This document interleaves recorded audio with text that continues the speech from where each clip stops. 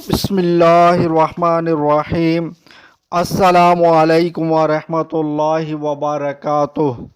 گھریلو علاج اور وظائف چینل پر سب دوستوں کو خوش آمدید۔ آج انشاءاللہ کچھ ایسے اسباب بتائے جائیں گے، رزق میں اضافہ کرنے والے اسباب۔ یہ رزق میں جو اضافہ کرتے ہیں نا، وہ اسباب بتائے جائیں گے تاکہ آپ دوست جتنے بھی ہیں میرے دوست یوٹیوب کے، تو وہ اسباب آزما لیں گے، انشاءاللہ اس کے رزق میں برکت ہوگی، رزق میں اضافہ ہوگا۔ سب سے پہلے یہ ہے کہ تاجدار مدینہ صلی اللہ علیہ وسلم نے ارشاد فرمایا، صدقے کی کثرت سے رزق طلب کرو، یعنی صدقے سے رزق میں اضافہ ہوتا ہے۔ یہ بھی بہت ہی زبردست اسباب ہے کہ جو تنگ دست ہے، بے روزگار ہے، جس کے رزق میں اضافہ نہیں ہوتا نا، وہ کثرت کے ساتھ صدقہ کرے، انشاءاللہ اس کے رزق میں اضافہ کر دیا جائے گا۔ اور علل صبح، یعنی کہ صبح جلدی بیدار ہونا، یہ نعمتوں میں اضافے کا باعث بنتا ہے، خصوصاً اس سے رزق میں اضافہ ہوتا ہے۔ اس طرح خوش خطی رزق کی کنجیوں میں سے ایک کنجی ہے، یعنی خندہ پیشانی و خوش کلامی بھی رزق کو بڑھاتی ہے، یعنی کہ اچھی گفتگو کرے، دوستوں کے ساتھ مسکرا کر ملنا، یہ بھی رزق میں اضافے کا سبب ہے، ایک اسباب ہے ایک۔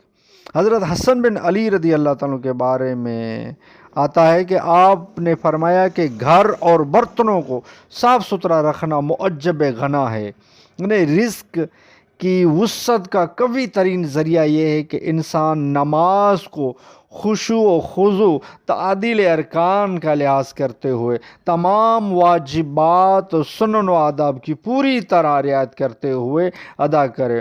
حصول رزق کے لیے نماز چاشت پڑھنا بے حد مفید اور مجرب ہے۔ اس طرح سورہ واقعہ، اس پر بھی میں نے سورہ واقعہ کو بھی میں نے ایک پوری ویڈیو بنائی ہوئی ہے پہلے، کہ سورہ واقعہ رزق میں تنگ دستی سے نجات کے لیے یہ ویڈیو بنی ہوئی ہے۔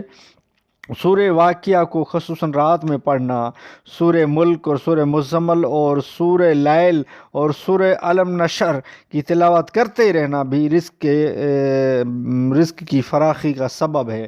اس طرح مسجد میں اذان سے پہلے پہنچنا، ہمیشہ باوضو رہنا بھی رزق میں برکت کا اضافے دار ہے۔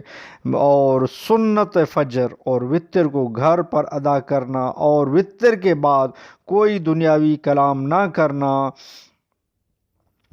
اور عورتوں کے پاس ضرورت سے زیادہ نہ بیٹھنا، غیر مفید کلام اور لغو کلام سے اجتناب کرنا رزق میں اضافے کا معجب ہوتا ہے۔ جیسا کہ کسی نے کہا ہے کہ جو غیر ضروری کاموں میں مشغول ہو جائے اس سے ضروری کام تک چھوٹ جاتے ہیں۔ کسی کا قول ہے، جب تم کسی شخص کو بہت زیادہ بولتے دیکھو تو پھر اس کے مجنون ہونے کا یقین کر لو۔ اور حضرت علی کرم اللہ تعالی وجہ الکریم ارشاد فرماتے ہیں، جب عقل کامل ہو جاتی ہے تو اس کا کلام بھی مختصر ہو جاتا ہے۔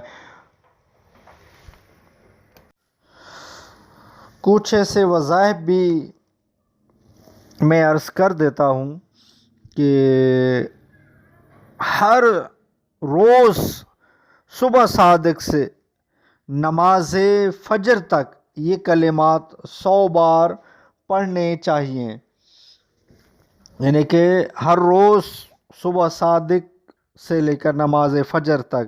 اس پر بھی میری پوری ویڈیو بنی ہوئی ہے کہ سبحان اللہ العظیم، سبحان اللہ و بحمدہ، استغفر اللہ و اتوب الیہ، یہ کلمات 100 مرتبہ پڑھنے ہیں سورج غروب ہونے سے پہلے پہلے۔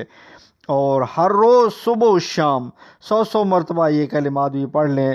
لا الہ الا اللہ الملک الحق المبین، لا الہ الا اللہ الملک الحق المبین، یہ بھی 100 مرتبہ ہر روز فجر کے بعد اور نماز مغرب کے بعد ان کلمات کو 33 مرتبہ پڑھ لیں۔